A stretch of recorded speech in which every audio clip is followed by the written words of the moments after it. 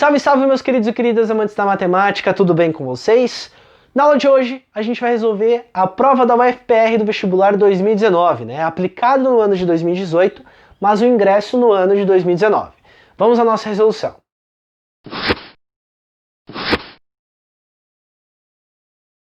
Pessoas, antes da gente ir para o primeiro exercício, eu vou lembrar vocês que todas as listas utilizadas se encontram lá no meu Instagram, tá bom? @prof.lucasgotardo, que você encontra na descrição. E aí também, para você ajudar o canal, vou pedir para você deixar o seu like, você se inscrever aqui no canal e também compartilhar esse vídeo com alguma pessoa que você sabe que vai prestar o vestibular UFPR, tá bom? Lembrando que sempre depois que a gente termina todas as nossas resoluções, eu faço um levantamento das questões que a gente fez lá, analisando a recorrência. E isso vai te ajudar a você estudar, tá? A direcionar para o vestibular que você está fazendo, tá bom? Vamos à leitura aqui do nosso primeiro exercício, onde a gente vai trabalhar com volume de prismas, beleza? Bora lá. Ó. Diana pretende distribuir 6 litros de geleia em 25 potes iguais. Cada pote possui internamente o formato de um paralelepípedo de base quadrada com 5 centímetros de lado. Dividido igualmente a geleia em todos os potes, qual é a altura interna que a geleia atingirá em cada recipiente? Então eu fiz aqui um desenho, né, de um paralelepípedo de base quadrada, veja só, 5 centímetros por 5 centímetros. Ela vai jogar em 25 potes, mas não necessariamente vai atingir a altura total. Então eu vou falar aqui, que é uma altura H, eu não sei qual que é, então eu vou colocar, tem uma altura H aqui, onde vai ser o quê? A altura que cada recipiente vai ter lá dessa geleia, demorou? Deixa eu só arrumar aqui, deixar a altura H. O que a gente vai fazer então?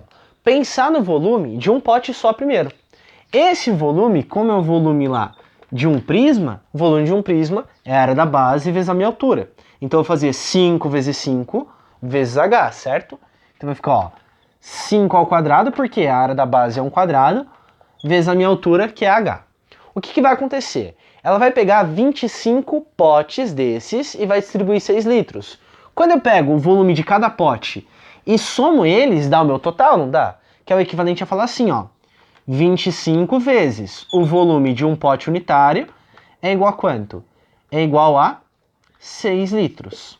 Se eu faço essa igualdade, eu poderia substituir isso aqui direto. Por que eu falo poderia? Pelo seguinte, precisa sempre tomar cuidado, tá? Quando você está trabalhando com área, quando você está trabalhando com volume, com a unidade que você está trabalhando.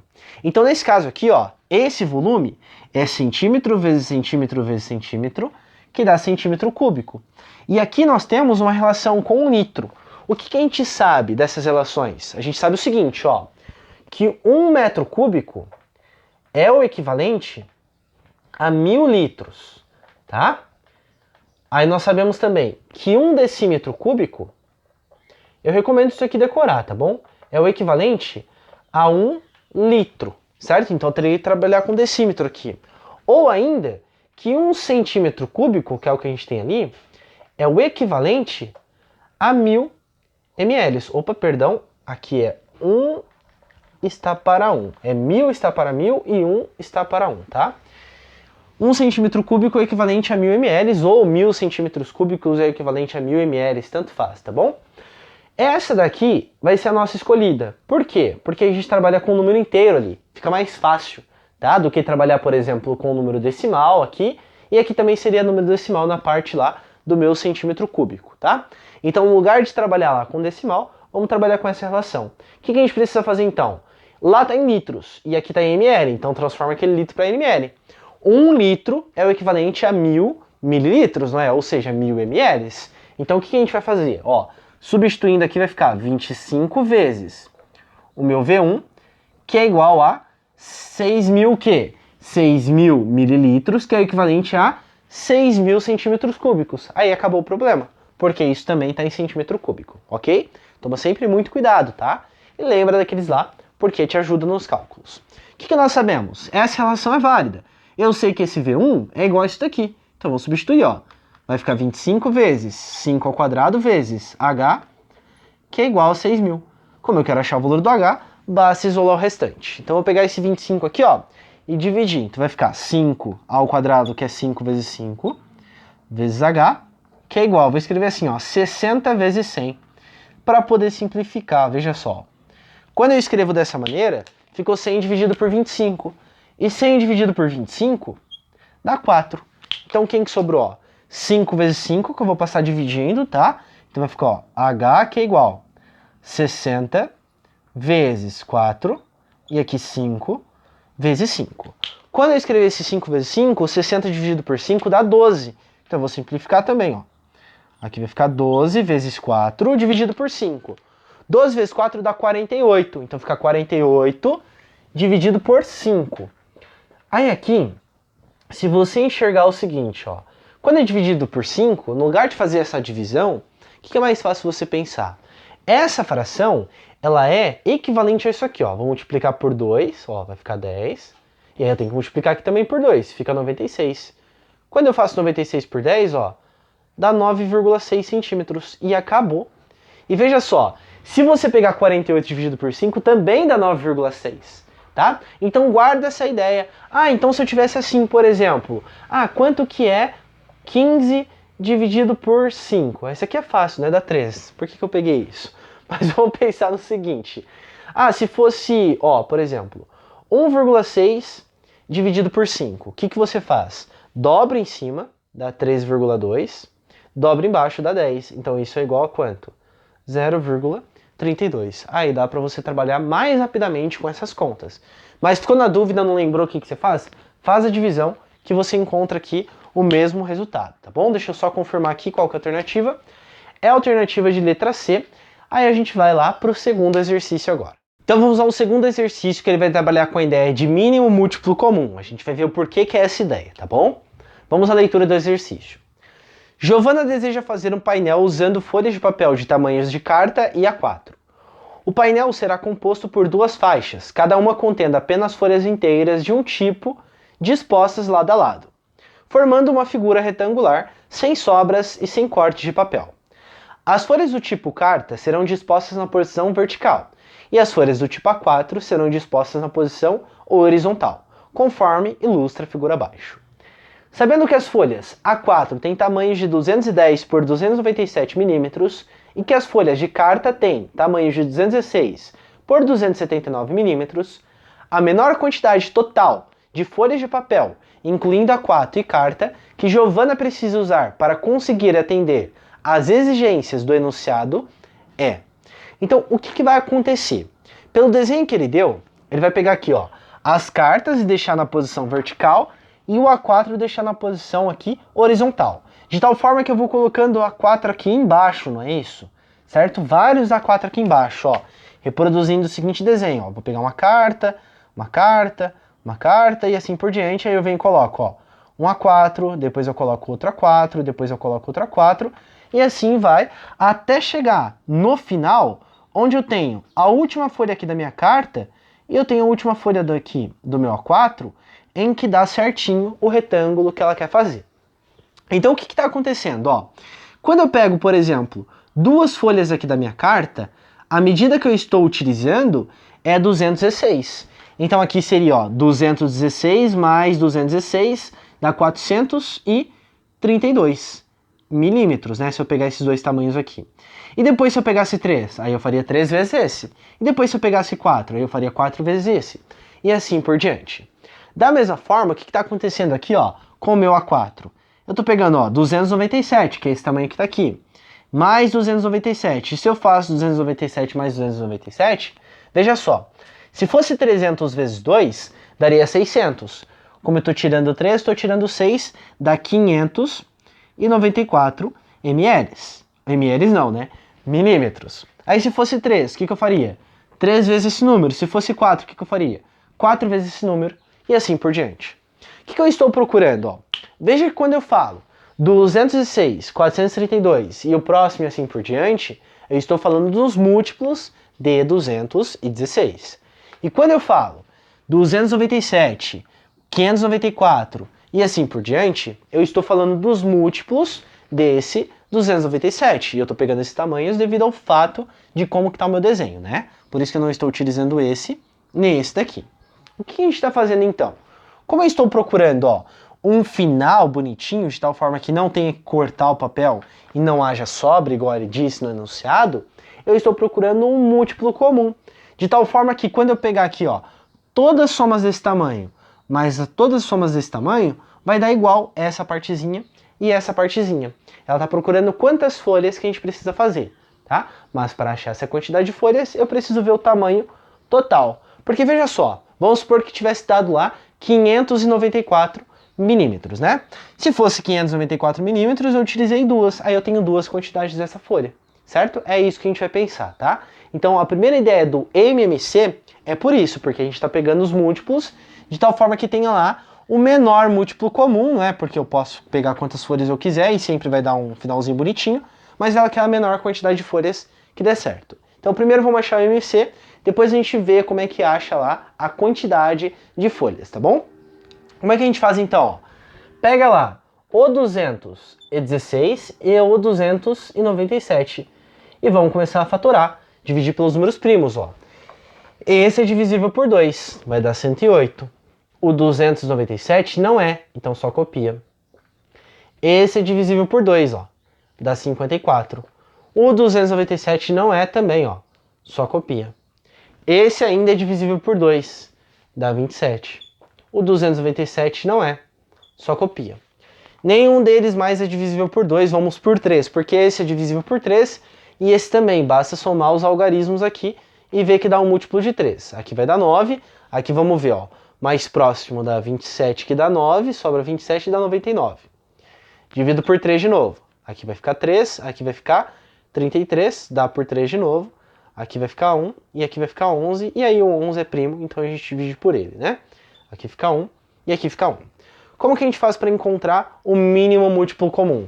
Faz o produto entre todo mundo aqui, tá bom? Então quando eu fizer, ó, 2 vezes 2 vezes 2 dá 8, aqui vai ficar 3 vezes 3 vezes 3 dá 27, então tem que fazer 8 vezes 27 vezes 11, tá? Que eu já vou pegar aqui, ó, e só colocar o resultado final para não ficar perdendo tempo com essas continhas aqui. Deixa eu só ver aqui quanto é que dá.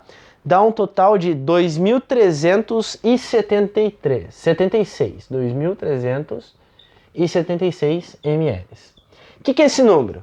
Esse número aqui é o tamanho total, ó. É quando eu pego todas essas folhas aqui e todas essas folhas aqui, e isso dá 2.376. Mas não é isso que ele quer saber. Ele quer saber o quê? Qual a quantidade de folhas que você vai utilizar. Então o que você pensa? Bom, uma folha, por exemplo, do A4, tem esse tamanho. Quer dizer que o total é aquilo. Se eu montar uma regra de 3, ou ainda, se eu pensar no seguinte, ó, o total aqui de A4, ó, total de A4 é dado pelo seguinte, eu vou pegar tudo, que é 2.376, e dividir por 1, que é o 297. Quando eu fizer essa divisão aqui, eu sei que tem 8. Depois eu vou explicar como é que vocês acham através disso aqui, tá bom? E o total lá de carta, ó. O total de carta, eu faço o seguinte. Eu vou pegar 2.376 e dividir por quanto? Por 216. Quando eu fizer isso, eu vou encontrar quanto aqui? Eu vou encontrar 11.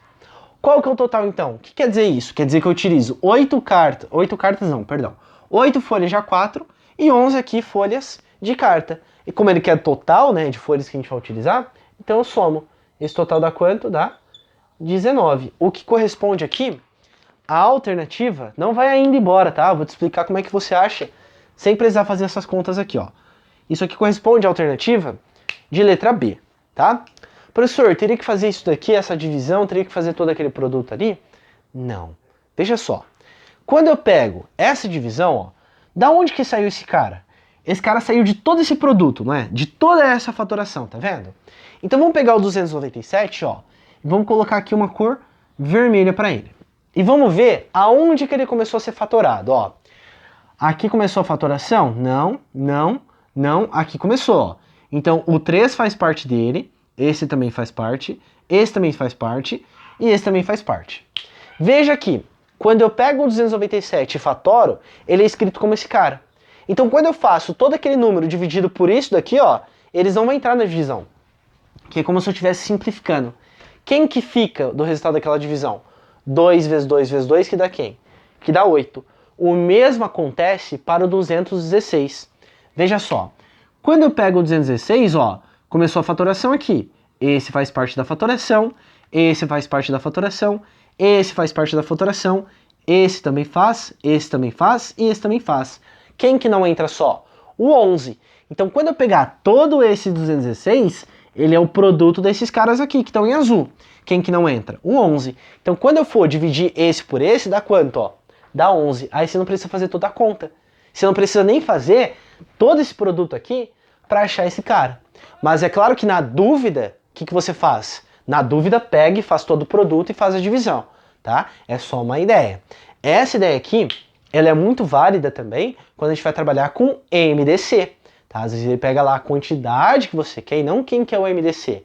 Aí você só fica com o final, tá? Na dúvida, pega lá, vai aqui no canal, dá uma procurada na aula de exercícios. Não precisa nem saber o conteúdo de MMC e MDC, tá?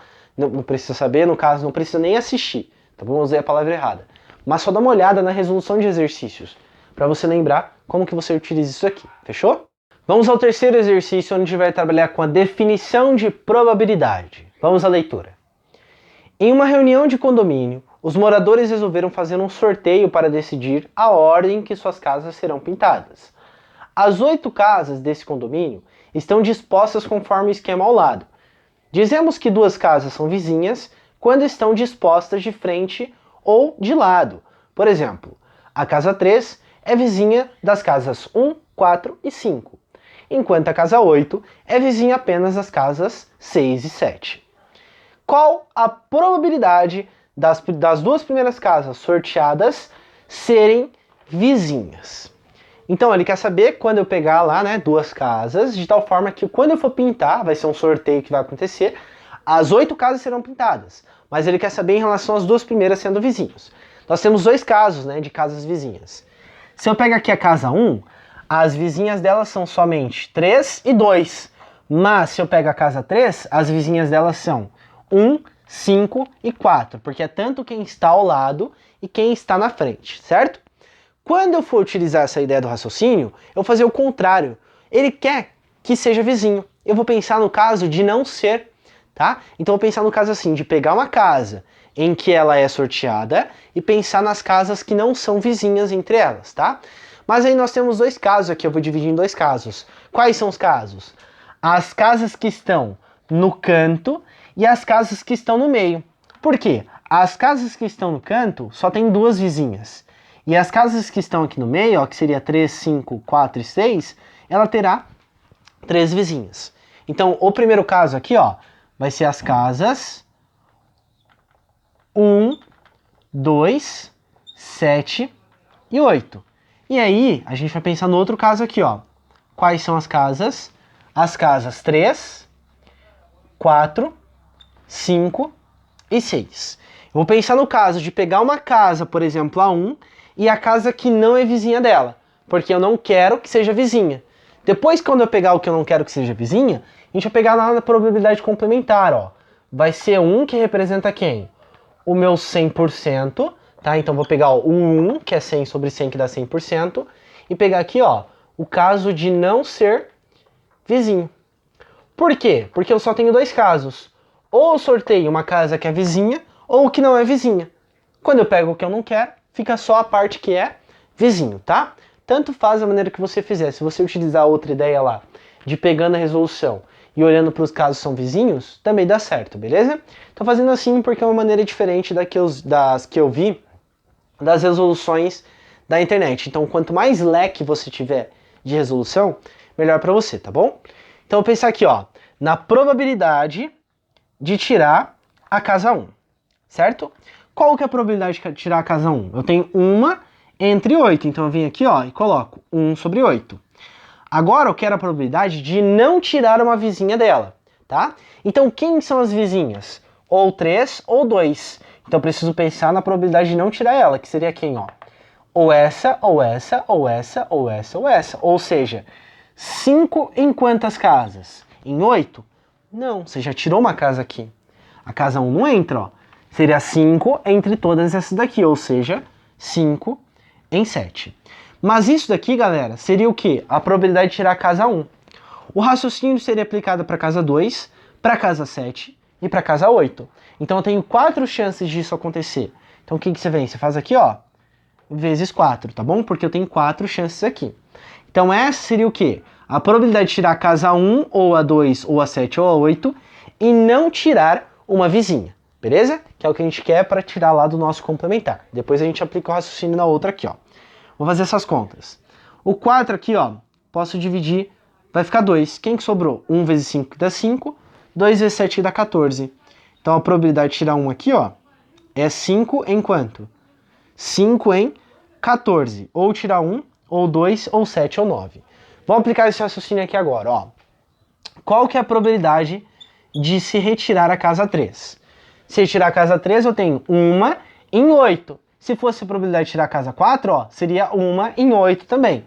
Então, beleza, o raciocínio é o mesmo. Então, ó, 1 em 8 aqui. Agora, eu não quero uma casa vizinha. Então, ó, se eu tirei a 3, por exemplo, quem que são as casas vizinhas? 1, 4 e 5. Eu não quero tirar elas. Quem que sobra, então? Sobra 2, a 6, a 8 e a 7. Ou seja, sobra 4 casas em quantas? Em 7, porque a 3 eu já tirei. Certo? Então, ó, aqui vai ficar 4 em 7, tá bom? Veja que se eu tivesse aplicado o mesmo raciocínio para 4, ó, quem seriam as casas vizinhas? 2, 3 e 6. Quem que eu não quero tirar, então? Ó? Quem que eu quero tirar, desculpa, de tal forma que seja válido lá? 1, 5, 7 e 8, ou seja, 4 casas, beleza? Mas eu poderia fazer isso com a 3, com a 4, com a 5, com a 6. Ou seja, eu venho aqui e faço o quê? Multiplico por 4 de novo, tá bom? Simplificando aqui, ó, isso com isso vai ficar 2, então fica 1 vezes 4, que dá 4, dividido por 2 vezes 7, que dá 14. Então, a probabilidade que eu não quero é isso daqui, mais isso daqui. Somando os dois, dá 9 sobre 14. Então, eu pego isso, ó, o meu total, menos 9 sobre 14.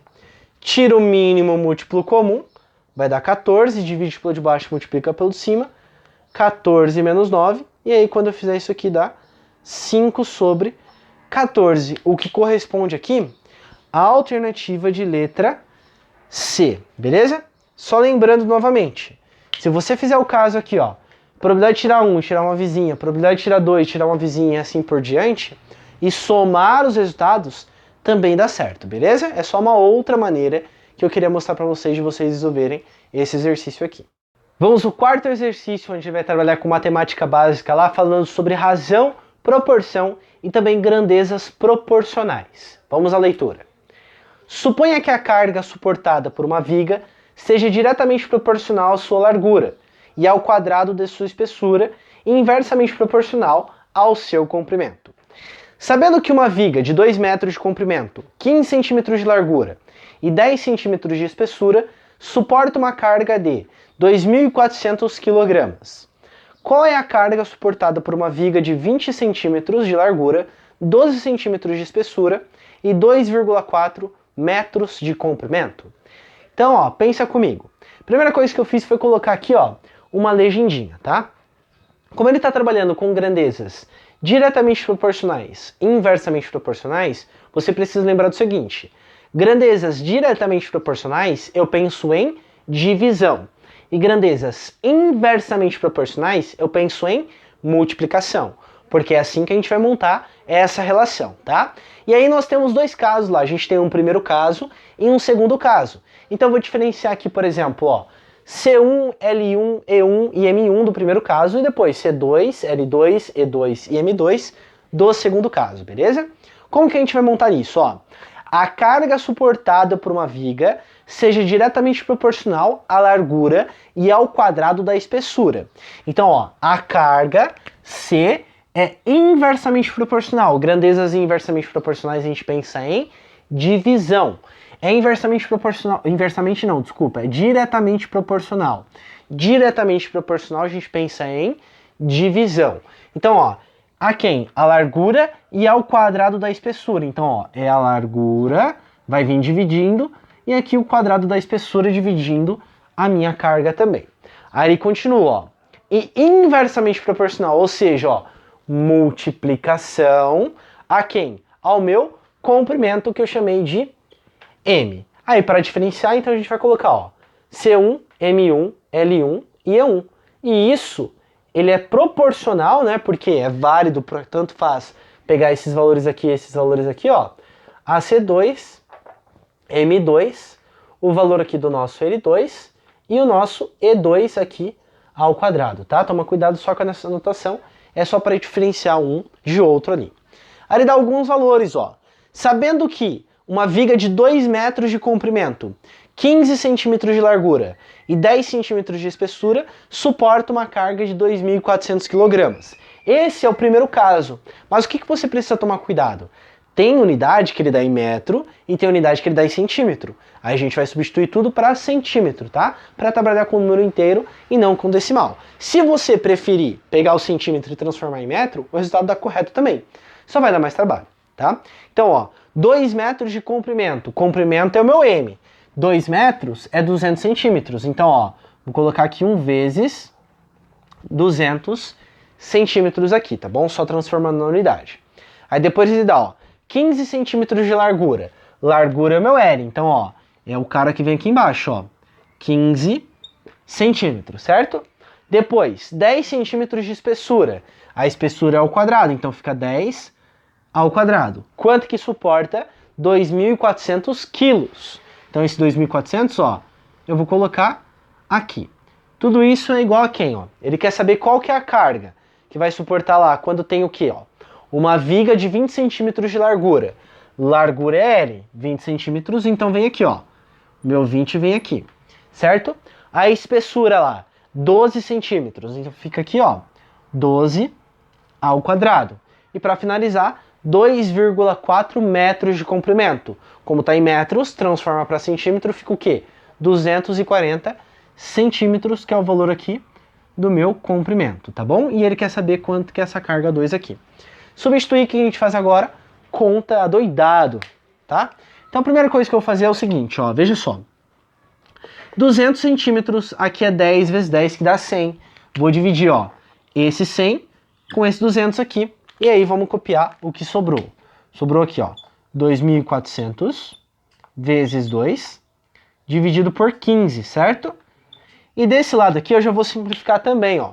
Veja só que eu tenho, ó, 240, vou dividir por 10, vou dividir por 2. Então vai ficar, ó, C2 vezes 24, dividido por quanto? Por 2 vezes 12.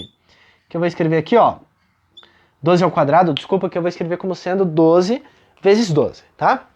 Aqui eu vou deixar por enquanto, eu não vou mexer. O que eu vou mexer é aqui, ó. 2 vezes 12 dá 24, então eu vou simplificar tudo isso com tudo isso. Veja que desse lado sobrou C2 dividido por 12, eu vou passar multiplicando, ó. Então vai ficar assim, 12 vezes 2.400 vezes 2, lembrando que esse 12 saiu daqui, tá? Tudo isso dividido por 15, que é igual ao meu C2. E eu tenho que fazer essa divisão aqui, e essa multiplicação. O que eu vou fazer, ó? Vou dividir por 3 aqui e aqui, tá? Então, ó, dividindo por 3 vai ficar 4, dividindo por 3 vai ficar 5. Então, quem que sobrou, ó? Já vou escrever o contrário. C2, que é igual a 4, vezes 2.400, vezes 2, tudo isso dividido por quanto? Por 5. Aqui, ó, vamos fazer essa divisão de 2.400 dividido por 5, tá? 2.400, ó, o 4 e o 2, eu vou deixar, ó, 4 vezes 2, tá? Fazendo essa divisão, 2.400 dividido por 5. 24 mais próximo é 4, né? Vai sobrar aqui 40, dá 80, então fica 480 vezes 2 vezes 4, que é a mesma coisa que 480 vezes 80. Aqui vai dar 0, aqui dá 64, aqui dá 32, soma 6, dá 38 aqui. Então, essa multiplicação é 3.840 o quê? Quilogramas, tá? Por que que eu sei que é? Bom, porque essa carga aqui, ó, foi dada em quilogramas também, beleza? Só procurando aqui a alternativa correta, é a alternativa de letra D, tá bom? Se você quiser montar por regra de 3, também pode, tá? Faz lá aquela tabela, coloca lá quem são as nossas grandezas, no caso carga, largura, espessura e comprimento, coloca cada dado embaixo do outro. quando você montar, você vai chegar nesse raciocínio aqui. Aí as contas você pode fazer de qualquer maneira, tá bom? Tipo aqui, ó, eu peguei e fiz 200 dividido por 100 ao quadrado, que dá 100, você poderia ter simplificado esse com esse, tá bom? A maneira que você achar melhor. Ah, aqui você não simplificou, mas se eu quiser simplificar, pode? Pode, o resultado vai dar correto de qualquer forma, tá bom? Eu só fiz o passo a passo aqui para não confundir também. E aí vocês precisam treinar essa ideia de simplificação, porque ajuda bastante quando a gente fala em algumas continhas, tá? Quando a gente trabalha com função, quando a gente trabalha lá, por exemplo, com grandezas proporcionais, sempre vai acabar aparecendo essa ideia das simplificações. Então começa a treinar em todos os exercícios isso, fechado? Vamos ao quinto exercício, onde ele vai trabalhar com a ideia lá de porcentagem e também de sistema de equações. Vamos à leitura. Alexandre pegou 2 empréstimos com seus familiares, totalizando 20 mil reais. Ele combinou pagar juros simples de 8% ao ano em um dos empréstimos e de 5% ao ano no outro. Após um ano, nada foi pago e por isso sua dívida aumentou de 20 mil reais para 21.405 reais. Quanto foi tomado emprestado de cada familiar? Então vamos pensar na seguinte situação, ó. Eu tenho aqui o familiar A e o familiar B. Essa é a quantia do familiar, essa é a quantia do outro familiar. Quando a gente soma os dois, isso dá o quê? Isso dá 20 mil reais. Um familiar foi combinado de pagar 8% de juros simples ao ano, né? Como se passou um ano, então entrou esses juros. O outro é 5%. Mas o que significa esse 5% e esse 8%? É o valor que você paga a mais, tá? Então o que você precisa prestar atenção? No seguinte, ó. De um ano para o outro, desse familiar aqui, eu vou pagar mais 8%. Esse total era 100%. Como eu estou pagando mais, fica 108%, ó. 108% de quanto? Da quantia inicial, que era quanto? Que era A. Quando a gente fala esse D, a gente vai fazer o quê? A multiplicação. Então isso é equivalente a 108% vezes A. Mas o que significa 108%? É 108 dividido por 100, que dá 1,08, tá? Então isso daqui é o equivalente a 1,08 vezes A, e essa é a quantia. Então, por exemplo, se ele pegou lá R$1.000 desse primeiro aqui familiar, então seria 1,08 vezes 1.000 para você encontrar o valor a mais que ele está pagando, tá bom? E aqui, se você quisesse colocar 0,8 direto e somar algum lá que representa o 100%, tá tudo bem também. Do segundo familiar, foi combinado o quê? Foi combinado aqui, ó, 5% de juros simples ao ano. Passou um ano, raciocínio mesmo, ó. Fica 105% do B, que a gente multiplica, e isso daqui, por sua vez, é o equivalente a 1,05 vezes B.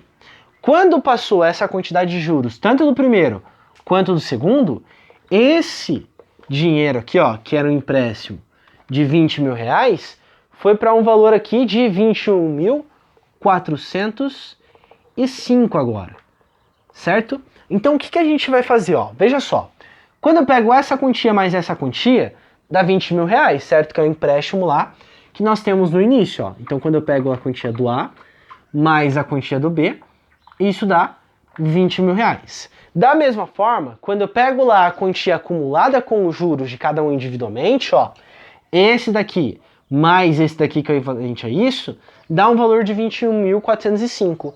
Então quando eu pego, ó, 1,08 A mais 1,05 B, isso dá 21.405. E agora a gente tem um sistema. O que ele quer determinar? Qual foi a quantia de cada um no começo, não foi isso? Então o que você vai fazer? É o A e o B, ó, que é o valor inicial, tá vendo? Se ele tivesse perguntado qual seria depois, você acha o valor do A e do B, e depois só multiplica aqui 1,08 pelo A e 1,05 pelo B. Sisteminha de equação, vou utilizar aqui, ó, o método da adição, tá bom? Então vou multiplicar essa primeira por 1,08, tá? Negativo, de tal forma que vai sumir o valor do meu A, porque veja só, a primeira equação vai ficar menos 1,08A menos 1,08B, que é igual a menos, vamos ver aqui, ó, vai cortar os zeros, quando a gente fizer, 2 vezes isso dá 216, então fica aqui 21.600, tá? E embaixo, o que você faz? Só copia. Por quê? Porque você não fez nada, ó. Então estou só copiando aqui o valor que nós temos embaixo. 21.405. O que a gente faz agora? Soma as duas equações. Porque quando eu somar, ó, esse vai sumir com esse. Esse daqui, ó, menos esse valor mais esse valor, dá menos 0,03, o valor do B. Olha lá, sumiu o valor do A, só tem o valor do B agora. E essa operação menos essa aqui dá menos 195. Multiplica por menos 1, deixa todo mundo positivo. Vou pegar esse aqui, ó, esse 3 centésimos e escrever assim, ó. 3 sobre 100 vezes o valor do meu B, que é igual a 195, tá? Esse 100 está dividindo, vou passar multiplicando. Então vai ficar 3B, que é igual a 19.500. O 3 está multiplicando, vou passar dividindo. Então B é igual a 19.500, não é 100 nada não, dividido por 3 aqui. E quando a gente fizer essa operação, vamos ver só. 19 dividido por 3, o mais próximo é 18, que dá 6. Sobra 1. 15 vai dar 5, então fica 6.500 reais aqui, que é o valor do B. Precisa fazer o valor do A? Não. Se você olhar para as alternativas, você tem lá, ó, a alternativa C, que é um valor correspondente de um dos dois, não importa qual que seja, como sendo a nossa correta aqui a alternativa, tá? Se você quiser achar o valor do A, basta pegar esse valor e substituir aqui, fazer a operação de 6.500 menos 20.000 e você encontra lá o valor correspondente também à alternativa do valor do A, tá bom? E aqui está trocado porque não importa qual que a gente está trabalhando, né? Obviamente, o menor aqui é o valor correspondente da menor fatura que ele respondeu ali, beleza? Professor, poderia trabalhar com porcentagem se eu quisesse aqui, ó, no lugar de trabalhar com isso daqui, trabalhar com porcentagem? Sim. O valor dividido por 100 acaba aparecendo aqui de qualquer forma, tá? A maneira como você resolve isso não importa, beleza? A ideia mais importante é você pensar nesse esqueminha aqui. Então sempre escreve e tenta entender o que o sistema está trazendo para você, o que o probleminha está trazendo para você. Tem muita dificuldade em ver exercício contextualizado dessa maneira? O que você faz? Pega exercícios de matemática básica, simples.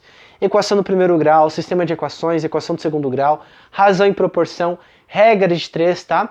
E vai olhando a resolução de exercícios. É uma maneira de você estudar, não tem problema.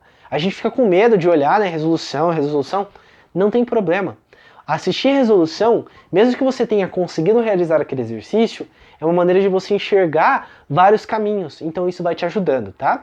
E aí outra coisinha também, às vezes eu não olho para a câmera porque eu tô muito concentrado aqui, então é por esse motivo que eu acabo não olhando, tá bom? Não é porque eu não quero ficar olhando, não, é porque eu tô muito concentrado aqui, beleza? Vamos ao próximo exercício. Vamos ao sexto exercício que trabalha lá com trigonometria, a relação fundamental da trigonometria e também a ideia lá de soma de arcos. Sejam x e y pertencentes ao intervalo de 0 até π sobre 2 radianos, tais que cosseno de x é igual a 4 sobre 5 e seno de y é igual a 5 sobre 13. Podemos concluir que tangente de x mais y é igual a... Então, ó, o valor que ele está procurando para nós, que ele está propondo que a gente ache, é quem? É o valor aqui de tangente de x mais y. Isso daqui é a soma de arcos. A gente fala que isso daqui é o equivalente lá, ó, a tangente de x mais tangente de y, 1 menos tangente de x vezes tangente de y. Então, se eu souber o valor das tangentes aqui individualmente, eu consigo determinar o valor que ele está procurando para nós, tá? O que eu teria que fazer é o seguinte: quando ele dá esse intervalo aqui, é só para a gente considerar que todos os valores que a gente achar serão valores positivos lá do ciclo trigonométrico. Quando a gente fala lá de 0 até π sobre 2 radianos, nós estamos no nosso primeiro quadrante, onde tanto o seno como o cosseno, como a tangente são positivas, tá? Dependendo de cada quadrante, às vezes é positivo, às vezes é negativo. Tem uma aula aqui no canal que fala sobre isso, tá bom? Uma aula ao vivo lá que fala sobre o ciclo trigonométrico. Depois dá uma olhadinha se você tem dificuldade nesse assunto aqui. O que a gente teria que fazer então? Ó? Utilizar a relação fundamental da trigonometria, determinar o valor do seno de x, para depois determinar o valor da tangente. A mesma coisa aqui. Utilizar a relação fundamental, determinar o valor do cosseno de y, para depois determinar o valor da nossa tangente. Vai fazer isso? Óbvio que não. Tem um macetinho. Quando ele te dá um valor aqui numérico, seja da tangente, seja do cosseno, seja lá do nosso seno, seja da razão inversa, não importa. Faz um triângulo retângulo. Coloca o ângulo X, que é o ângulo que nós estamos trabalhando aqui, ó. Identifica quem é cateto oposto, quem é cateto adjacente, quem é a minha hipotenusa. Por quê? Porque veja só, quando eu falo na definição do cosseno, o cosseno é o valor lá do meu cateto adjacente dividido pelo valor da minha hipotenusa. Então esse valor aqui, ó, do cateto adjacente, eu coloco como sendo 4 e aqui como sendo 5. Quem que eu estou procurando mesmo? A tangente de x. A definição da tangente é cateto oposto sobre cateto adjacente. Tá, mas eu não tenho o valor do cateto oposto. O que você faz então? Aplica o teorema de Pitágoras, tá? Nesse caso não vou aplicar porque esse aqui é um triângulo pitagórico muito conhecido, que a gente fala que é o triângulo lá 3, 4 e 5. Então esse cateto vale 3. Então eu vou substituir aqui, ó. Vai ficar como? 3 sobre 4. Por quê? Cateto oposto que vale 3, cateto adjacente vale 4. Então a tangente x eu achei. Faz a mesma coisa para esse y aqui, ó. Pega um triângulo retângulo, tá? Um triângulo qualquer. Coloca o ângulo que você está trabalhando, que nesse caso é o ângulo y. Colocou aqui. Identifica quem é cateto oposto, quem é cateto adjacente, quem é a sua hipotenusa. Lembra lá, o que é a definição do seno? Seno é cateto oposto sobre a minha hipotenusa, desculpa. Então aqui, ó, esse cara representa o cateto oposto. E esse daqui representa quem? A minha hipotenusa. Então quer dizer que o meu cateto oposto vale 5 e a minha hipotenusa vale 13. Maravilha. Quem que eu estou procurando mesmo? Tangente de y. Então coloco, ó, tangente de y é igual a cateto oposto sobre cateto adjacente em relação ao ângulo y, né? Não tem nenhuma relação com esse cara aqui, beleza? O que a gente precisa então, ó? Cateto adjacente. Aplica o teorema de Pitágoras. Mas esse triângulo também é um triângulo pitagórico muito importante. Que a gente fala que é o triângulo 5, 12 e 13. É importante saber? É importante saber, porque todos os triângulos semelhantes, ou seja, se todo mundo tivesse multiplicado por 2 aqui, ou por 2, ou por 5, eles também são triângulos pitagóricos, aí você perde menos tempo, tá? Então, ó, como é um triângulo aqui que aqui vale 12, então quando eu substituir aqui vai ficar cateto oposto que vale 5, sobre 12 que é o meu cateto adjacente. Agora eu volto aqui e substituo, ó. O que vai acontecer? Então a tangente de x mais y vai ficar tangente de x, 3 sobre 4, mais tangente de y, 5 sobre 12, dividido por 1 menos tangente de x, 3 sobre 4, vezes tangente de y, que é o valor lá de 5 sobre 12. Faz isso aqui um rascunho se você quiser, ó. Pega aqui, ó, 3 sobre 4, mais 5 sobre 12, tira o mínimo múltiplo comum entre 4 e 12, que dá 12, divide pelo de baixo, multiplica pelo de cima, então 12 dividido por 4 dá 3, 3 vezes 3 dá 9, 12 dividido por 2 dá 1, mais 5, vezes 5, desculpa, dá 5. Quando eu fizer a operação aqui, ó, vai ficar 14 sobre 12. Nem simplifica ainda, porque você não sabe se vai dar para simplificar mais aqui. Deixa assim por enquanto, ó. Pega isso, faz um rascunho também, ó. Vai ficar 1 menos. Aqui eu vou simplificar, ó. Esse com esse, ok? Vai ficar aqui 4 e aqui fica 1. Então, 1 menos 5 sobre 16. Tira o mínimo, dá 16. Divide pelo de baixo e multiplica pelo de cima. 16 dividido por 1 dá 16, 16 vezes 1 dá 16. 16 dividido por 16 dá 1, menos 5 aqui. Quando eu fizer essa operação, vai ficar 11 sobre 16. Aí a gente vem e substitui, ó. Então em cima ficou como? 14 sobre 12, dividido por 11 sobre 16. Divisão de fração, o que você faz? Mantém a de cima, multiplica pelo inverso da de baixo. Então, ó, mantém 14 sobre 12 vezes o inverso, 16 sobre 11. Vamos simplificar aqui, ó. Esse dividindo por 4, esse dividindo por 4, aqui vai ficar 3, tá? E aqui vai ficar 4. Pensa lá, ó.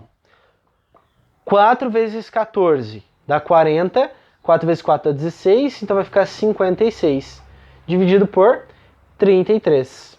Ou seja, quando a gente olha para as alternativas aqui, a alternativa correta é a alternativa de letra E. Bem trabalhoso, né? Mas assim, a parte mais importante que você precisa guardar é isso daqui, ó. Beleza? Porque isso aqui tá no formulário da UFPR. Beleza? Lá na primeira página, isso aqui tem. Mas essa partezinha aqui é que você ganha bastante tempo. E lembra dos triângulos pitagóricos, porque vai te ajudar tanto na trigonometria, quanto na parte de geometria plana também. Tá? Você aparece lá um triângulo retângulo, em que você olha que os catetos valem 3 e 4, ou uma hipotenusa a hipotenusa vale 5 e um cateto vale 4, e aqui é a mesma ideia, você já consegue enxergar quem que é direto, ok? Vamos ao sexto exercício, onde ele vai trabalhar pela nossa resolução, tá? Com geometria analítica falando de circunferência, e com a ideia lá de função quadrática, quando a gente trabalha lá com a álgebra, tá bom? Vamos à leitura. Em quantos pontos do plano cartesiano a circunferência de equação tal e a parábola de equação tal se intersectam? Então, ó, a gente pegou aqui a equação da circunferência e nós temos aqui a equação dessa parábola, certo? Quando a gente fala em parábola, a gente está falando de uma função do segundo grau. Mas da maneira que ele traz aqui, era como se fosse a ideia da geometria analítica, tá bom? Então, uma ideia que você tem para comparar onde os pontos se intersectam é o seguinte. Bom, o ponto é dado pela coordenada x e y, não é isso? Tem o valor lá do x e do y, é um ponto. Então eu poderia pegar, ó, o valor do y, que é tudo isso, e substituir aqui. Fazer algumas operações, você ia cair em uma equação algébrica, você trabalha lá com a ideia das equações algébricas, acha as raízes e você consegue determinar quantos pontos são. Nesse caso, ia dar muito mais trabalho. A maneira como a gente vai resolver é através do gráfico, é montando esse gráfico, montando tanto aqui, ó, a minha circunferência naquele plano cartesiano, como também a minha parábola, tá? Então, vamos pensar primeiro aqui na minha circunferência. Essa equação da circunferência está na equação reduzida. Quando a gente pega a equação reduzida da circunferência, ela vem da seguinte forma, ó. X menos A elevado ao quadrado mais Y menos B elevado ao quadrado, que é igual ao valor do meu raio ao quadrado. A e B são as coordenadas do meu centro, tá? Respectivamente do X e do Y. Então como é que a gente faz? Simplesmente você compara, ó. Menos 2 é igual a menos A. Então A é igual a 2, sai trocando o sinal. Mais 1 é igual a menos B, então se mais 1 é igual a menos B, então B é igual a menos 1. Quer dizer que o centro dessa circunferência, então, é o ponto lá 2 e menos 1. Então vamos encontrar o centro aqui, ó. O ponto 2, né, o x vale 2 e aqui vale menos 1. Então esse ponto que está localizado aqui. Para montar a circunferência, eu preciso descobrir o valor do raio. Aí você compara também, ó. 9 é igual a r ao quadrado. Então, r ao quadrado é igual a 9, tira a raiz quadrada, então o valor do raio é igual a 3 unidades aqui. Por que é importante a gente fazer isso? Para conseguir montar a circunferência, ó. Se o raio é igual a 3, então eu vou vir aqui, ó. 1, 2 e 3. E vou colocar esse ponto aqui. Quer dizer que esse ponto pertence à circunferência. Venho 1, 2 e 3. Coloca esse ponto aqui. Quer dizer que ele pertence à circunferência. Vem aqui, ó. 1, 2, esqueci de colocar aqui, deixa eu colocar um pedacinho aqui. E 3. Fogos está comendo solto, né? Maravilha. E para baixo também, ó. 1, 2 e 3, que é o valor do meu raio. Quando eu pegar, né, e fizer aqui, ó, o esboço desse gráfico, ele vai passar aqui nesse ponto, aí ele vem para cá e passa mais ou menos nesse ponto aqui, ó. Aí ele vem aqui e passa nesse ponto. Tá? É só um esboço, hein? Misericórdia, não vai ficar julgando a minha circunferência não, tá? Então essa é a minha circunferência aqui no plano cartesiano. É esse valor que a gente tem. Agora o que eu vou fazer? Trabalhar com a minha parábola. Como que eu faço para achar o gráfico de uma parábola? Você precisa de pontos bem específicos, tá? O primeiro são as raízes da sua parábola, que é onde intercepta aqui o eixo x, que é quando o valor do y dá 0. O segundo ponto é o vértice da parábola, que é o valor lá do x do vértice e do y do vértice, que a gente utiliza uma equaçãozinha pronta para achar ele. Ou faz a média entre as raízes, tanto faz a maneira que você realizar. E o último ponto é onde intercepta aqui, ó, o eixo y. Sabendo esses pontos, você consegue montar muito bem a sua parábola, tá? Então vamos começar, ó, por onde intercepta o eixo y.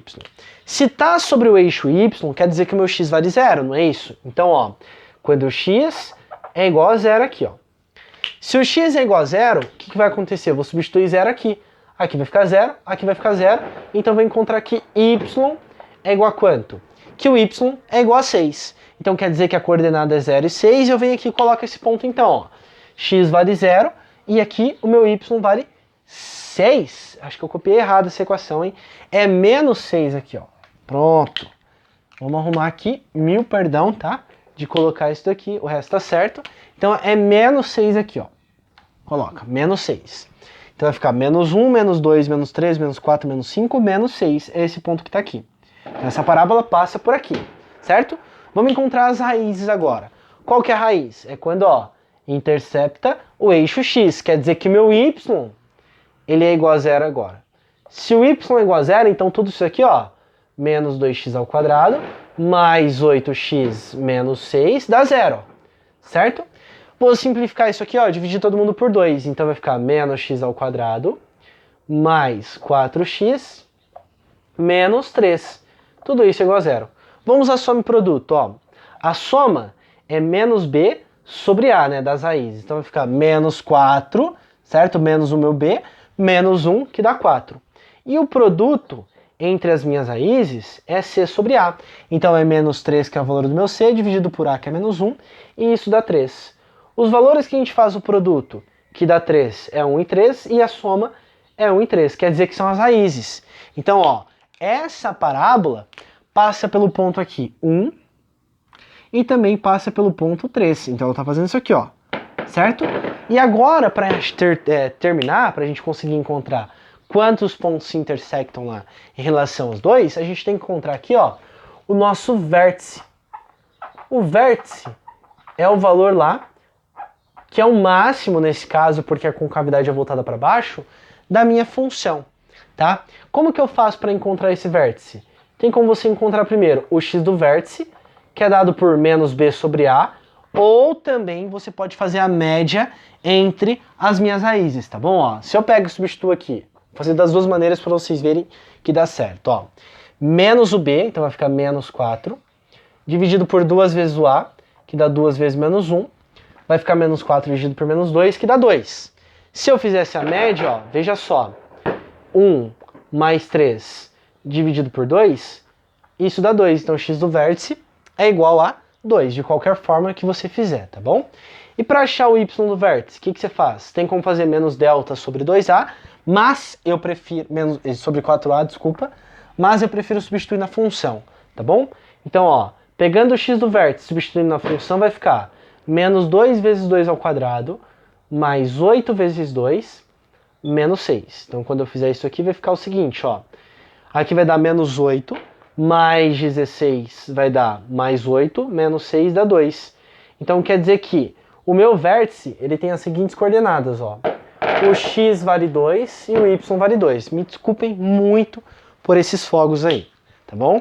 Então, a gente vem e coloca, ó, 2 e 2, quer dizer que tá nesse ponto. Quando eu montar essa parábola, olha só o que vai acontecer. Ela vem aqui, não desse jeito, né? Vamos fazer melhor aqui. Ela vem aqui, certo? E ela vem pra cá, ó. Aí ela passa aqui. Quantos pontos está interceptando, então, ó, entre os dois? Eu tenho 1, 2 e 3, tá? Dá trabalho de qualquer forma? Dá. Mas dá menos trabalho do que você resolver a equação algébrica que aparece se você substituir todo esse valor aqui dentro, tá? Então, só respondendo lá. Em quantos pontos se intersectam? Em 3, certo? Ó, 1, 2 e 3, o que corresponde aqui à alternativa de letra D. Vamos ao nosso oitavo exercício, onde ele vai trabalhar com a ideia de função e equação exponencial e também de logaritmo. Vamos lá, ó. Um tanque contém uma solução de água e sal, cuja concentração está diminuindo devido à adição de mais água. Suponha que a concentração Q de T de sal no tanque em gramas por litro, decorridas T horas após o início da diluição, seja dado por Q de T, que é igual a 100 vezes 5 elevado a menos 3 décimos vezes T. Assinale a alternativa que mais se aproxima do tempo necessário para que a concentração de sal diminua para 50 gramas por litro. Então, ó, a diluição do sal lá é dado pelo valor do Q do T, certo? Em relação ao meu tempo que está sendo dado em horas, certo? É esse que é o valor que ele deu ali. Deixa eu só confirmar se é em horas mesmo. Isso, em horas. E ele ainda deu o valor do log de 5 igual a 0,7. O que ele quer saber? Quanto tempo vai demorar, ou seja, qual que é o valor do T, de tal forma que essa concentração caia para quanto? Caia para 50. Então ele quer saber, ó, quem é o T, de tal forma que eu substituo aqui, onde o Q de T dá 50. Quem que é Q de T? Q de T é tudo isso, então vamos substituir aqui, ó. Vai ficar 100 vezes 5 elevado a menos 3 décimos de T, que é igual ao meu 50. Esse 100 está multiplicando, não depende da minha variável, vou dividir. Então vai ficar 5 menos 0,3T, que é igual a 50 sobre 100. Quando eu fizer 50 dividido por 100, dividido por 50, dividido por 50, vai dar 1 sobre 2. Então fica, ó, 5 menos 0,3T, que é igual a 1 sobre 2. Esse 1 sobre 2, eu vou reescrever ele da seguinte maneira, ó. Tem um caso particular lá das nossas propriedades de potenciação, que é a seguinte: se eu tenho um expoente negativo, eu inverto esse número, deixando meu expoente positivo, ó. Então fica 1 sobre A elevado a N. O que eu vou fazer é o processo inverso, ó. Eu tenho o 1 sobre 2, então eu vou escrever como sendo 2, aqui tá 1, vai ficar quanto? Elevado a menos 1, tá? Então quando eu substituir aqui, ó, vai ficar o seguinte: 5 menos 0,3T, que é igual a 2 elevado a menos 1. O que eu faço agora? Como o 5 e o 2 são bases diferentes, eu não consigo trabalhar com a minha equação exponencial. Então eu vou cair para log. Eu vou determinar o log na base 10, por quê? Porque foi o dado que ele me deu, tá bom? Então eu vou aplicar aqui, ó, log de 5 elevado a 0,3t na base 10, que é igual a log de 2 elevado a menos 1, também na base 10. O que a gente faz agora? Vou utilizar a seguinte propriedade, ó. Quando eu tenho lá um log de um número A elevado a n na base B, a gente fala que tomba esse expoente, não é isso? Então isso aqui fica, ó, n vezes log de A na base B, tá? Então eu estou utilizando essa propriedade aqui, ó. Vou pegar todo esse expoente aqui do 5 e tombar. Então vai ficar menos 3 décimos de t vezes o log de 5, que eu já sei quanto que vale, né? Ele me deu como sendo 0,7. Que é igual, esse menos 1 vai tombar, então vai ficar menos 1 log de 2, que eu não sei quanto que vale ainda. Aí você pensa, como que eu vou determinar? Da seguinte maneira, tá? E isso aqui é muito, muito clássico você usar, tá? Às vezes ele te dá o log de 2 e pede o log de 5, às vezes ele te dá o log de 5 e pede o log de 2, que é nesse caso aqui. Veja só que interessante. Vocês concordam que quando eu pego o log de 5, se eu reescrever ele, ó, dessa maneira, como sendo 10 dividido por 2, não vai fazer diferença alguma? É a mesma coisa, não é? Porque 10 dividido por 2 dá 5. Desse lado, eu vou utilizar a seguinte propriedade, ó. Quando eu tenho um log de um número A dividido por C em uma base qualquer, eu posso escrever como sendo log de A na base B menos log de C na base B. Então aqui eu vou aplicar essa propriedade, ó. Vai ficar o log de 5, que a gente já sabe, que é igual a log de 10, que está fazendo o papel do meu A aqui, menos o log de 2, tudo na base 10 que a gente está mantendo. Quem que eu quero determinar? Esse cara aqui, ó. Então vou pegar ele e jogar para cá e o log de 5 jogar para cá, tá bom? Então vai ficar, ó, log de 2, que é quem eu estou procurando para poder substituir aqui, que é igual a log de 10, que eu mantive, né? Menos o log de 5 que eu troquei. Quem que é esse valor aqui? A base não é 10? O que acontece? A gente tem lá uma consequência da definição que é a seguinte: quando eu tenho um logaritmando igual à minha base, log de b na base b, isso sempre dá 1, que é o que está acontecendo aqui, ó. log de 10 na base 10, isso vai dar quanto? Isso dá 1. E esse daqui, ele me deu que é 0,7. Então, quando eu substituir aqui, ó, vai ficar log de 2, que é igual a 1, menos 0,7. Então, log de 2 é igual a 0,3, que foi o que ele me deu aqui como sendo, tá? Poderia ser ao contrário, tudo bem? Ele dá o log de 2 e pede o log de 5. Aí se você só substituir aqui, ó, já acaba mais rápido, deu mais trabalho porque ele deu o contrário. Então, ó, esse valor que eu encontrei eu vou substituir aqui depois que eu trocar o sinal de todo mundo para ficar mais fácil. Então fica, ó, 0,3t vezes log de 5, tá? Que é um vezes log de 5, que é igual a log de 2. Vamos substituir todos esses valores aí, ó. 0,3t vezes log de 5, 0,7, que é igual a log de 2, que é 0,3. Olha só que interessante. Esse daqui com esse daqui vai simplificar aqui, vai ficar 1. O 0,7 eu vou passar dividindo? Não, eu vou escrever assim, ó.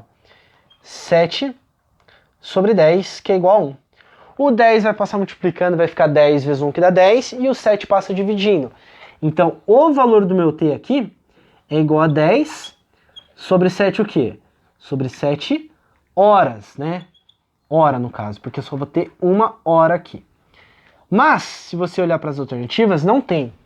Aí você precisa ser ligeiro, tá bom? Para não precisar ficar perdendo tempo. Da seguinte maneira, ó.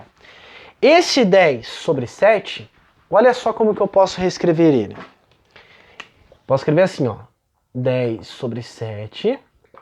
eu vou escrever como sendo 7 sobre 7 mais 3 sobre 7, o que não dá diferença alguma.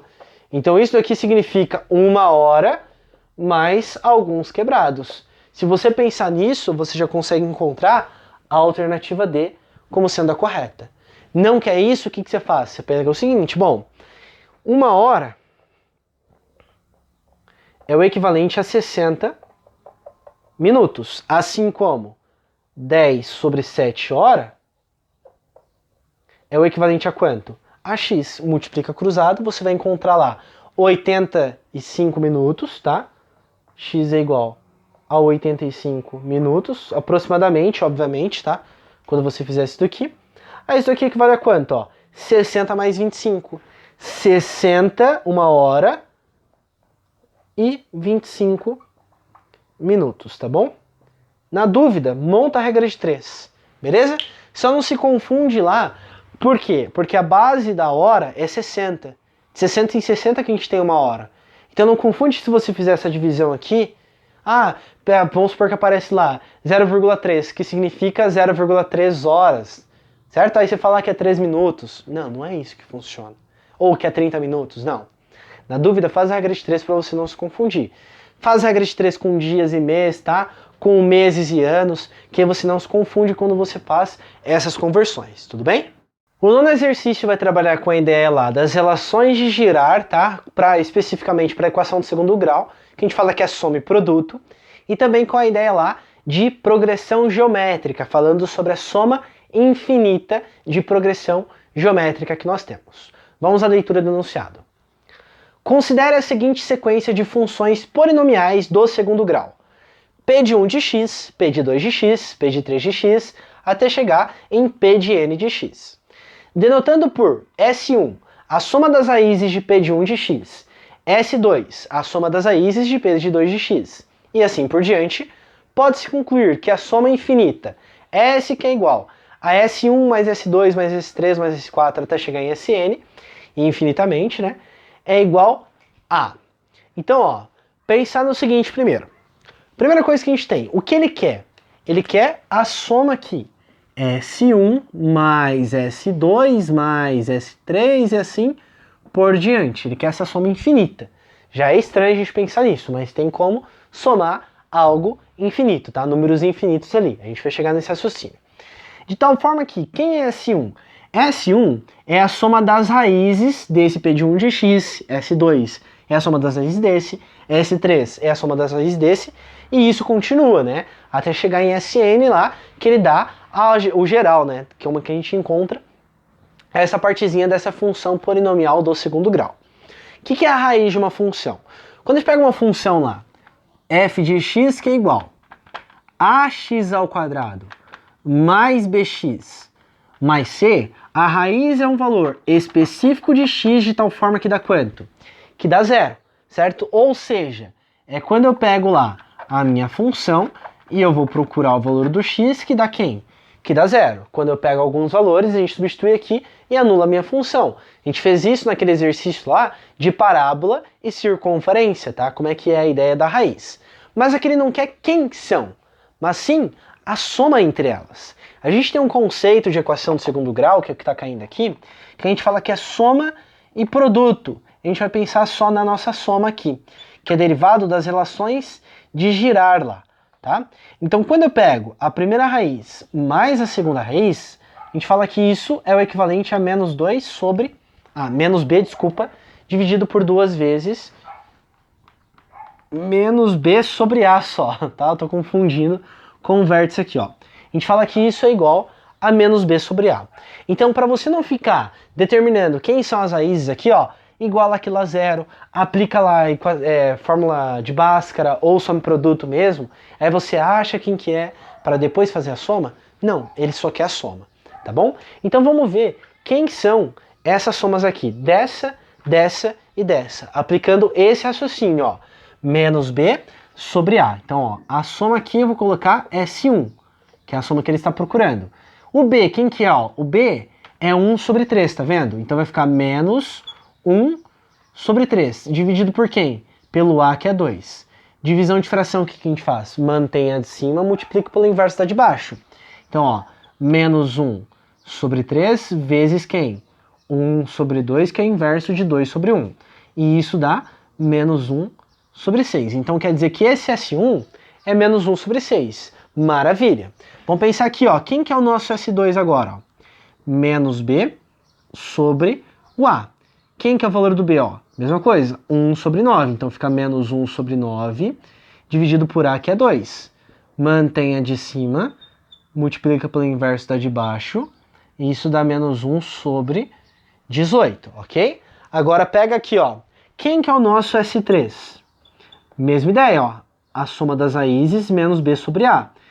1 sobre 27, perfeito. Então vai ficar, ó, menos 1 sobre 27, dividido por quem? Por A, que vale 2 de novo. Ó. Mantém a de cima, que é menos 1 sobre 27, e multiplica pelo inverso da de baixo, que era 2 sobre 1, fica 1 sobre 2. Quando eu fizer essa multiplicação, isso dá menos 1 sobre 54, certo? Então essas somas são essas. Eu vou continuar isso? Não, vou parar aqui. Por quê? Porque se você reparar bem, daqui para cá eu estou multiplicando por um número, e daqui para cá eu também estou multiplicando por um número. Quem que é esse número? Ó, veja só, que daqui para cá, se eu multiplicar o 6 por 3, ó, vai ficar 18. Então eu estou multiplicando por 1/3, beleza? E daqui para cá, se eu pegar o 18 e multiplicar por 3, eu encontro o 54, que é como se eu estivesse multiplicando por quanto? Por 1/3 também. Então o que a gente percebe? Isso daqui é uma PG da seguinte forma, ó. Eu tenho lá a seguinte sequência de uma progressão geométrica. Começa lá com menos 1 sobre 6, aí depois vem quem? Menos 1 sobre 18, aí depois vem quem? Menos 1 sobre 54, e assim continua. Eu vou multiplicando eles em 1/3 por 1/3. Só que eu quero a soma de todo mundo. Quando a gente tem isso, e eu olho para a razão, que é esse cara que está aqui, essa razão, em módulo, ela é o quê? Ela é menor que 1. Ou seja, ela está entre menos 1 e 1. Quando isso acontece, eu consigo somar coisas infinitas. A gente fala que é a soma da PG infinita, que é dado pela seguinte equação, ó. Essa soma infinita é o primeiro termo dividido por 1 menos a razão. Quem que é o primeiro termo? É o cara que está começando, então nesse caso é o menos 1 sobre 6.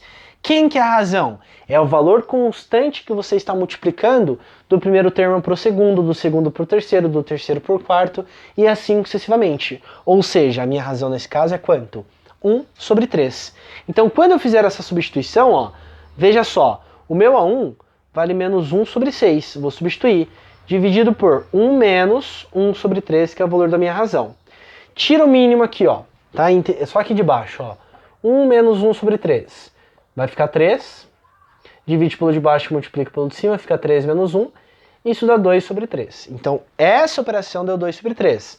Então, fica menos 1 sobre 6, dividido por 2 sobre 3. O que a gente faz agora? Divisão de fração, igual a gente fez ali, ó. Mantém a de cima e multiplica pelo inverso da de baixo, ó. 3 vai para cima e o 2 vai para baixo. Simplifica esse com esse, ó. 3 com 6 vai dar 2, aqui vai ficar 1. Menos 1 vezes 1 dá menos 1. E aqui vai ficar 2 vezes 2, que dá 4. E a gente conseguiu somar algo infinito aqui. Aí você pode estar pensando, mas como que eu faço? Eu nunca entendi o porquê que eu consigo somar algo infinito. Pensa no seguinte, só deixa eu colocar a alternativa antes de... Nossa, subi o morro aqui, né? Não tem problema. Deixa eu só colocar a alternativa aqui, ó. A alternativa é a letra B. Como que a gente consegue somar algo infinito? Imagina assim, ó. Que eu vou pegar um quadrado de lado 1. Tá bom? A área desse quadrado, ó. A área do quadrado aqui é dado por 1 vezes 1. Agora imagina que eu vou começar a dividir exatamente na metade. Tá bom? Então eu venho aqui, ó. E vou dividir na metade. Então aqui vai ficar metade, que é 1 sobre 2. Essa metade eu vou dividir de novo, ó. Fica 1 sobre 4. Essa metade eu divido por novo, ó, que dá 1 sobre 8. Aí aqui, 1 sobre 16. E assim por diante. Então veja aqui, 1 sobre 2, 1 sobre 4, 1 sobre 8, 1 sobre 16, 1 sobre 32, 1 sobre 64 e assim por diante. São números infinitos. Mas quando eu somar todo mundo, vai dar quem? Vai dar a área 1. Então olha que doido. Quando eu pego ali essa área aqui do quadrado, eu posso falar que é 1 sobre 2, mais 1 sobre 4, mais 1 sobre 8, e assim por diante. É uma soma infinita. Tá? Então tem como somar? Tem. Só lembra que essa formulazinha, ela só é válida quando a razão está nessa partezinha aqui, tá? Se a razão fosse 1,1, aí já não pode usar. Da mesma forma, se a razão fosse menos 1,1, aí também você não pode usar. Aí você precisa utilizar algum outro recurso, beleza? Então, pessoas, a aula de hoje era isso, tá bom? Espero que vocês tenham aproveitado. Se ficou alguma dúvida, pode deixar aqui nos comentários. Às vezes não ficou algo claro, às vezes eu me distraí em alguma coisa também. Podem comentar. Se ficou alguma dúvida também, vocês podem tirar. Então, pessoas, na aula de hoje era isso, tá bom? Se ficou alguma dúvida, se não ficou algo claro, vocês podem deixar nos comentários ou mandar por direct para mim no Instagram, o que você se sentir mais confortável. Vou pedir de novo para você, se inscreva no canal, deixe o seu like aí, porque dá uma força grande pra gente continuar esse projeto aqui, para ajudar vocês e outras pessoas. E também, nessa parte de ajudar outras pessoas, recomenda para o seu amiguinho ou sua amiguinha que você sabe que vai prestar a UFPR ou vai prestar algum vestibular que é parecido lá com a prova da UFPR, beleza? Muito obrigado, bons estudos para vocês e até a próxima aula. Tchau, tchau!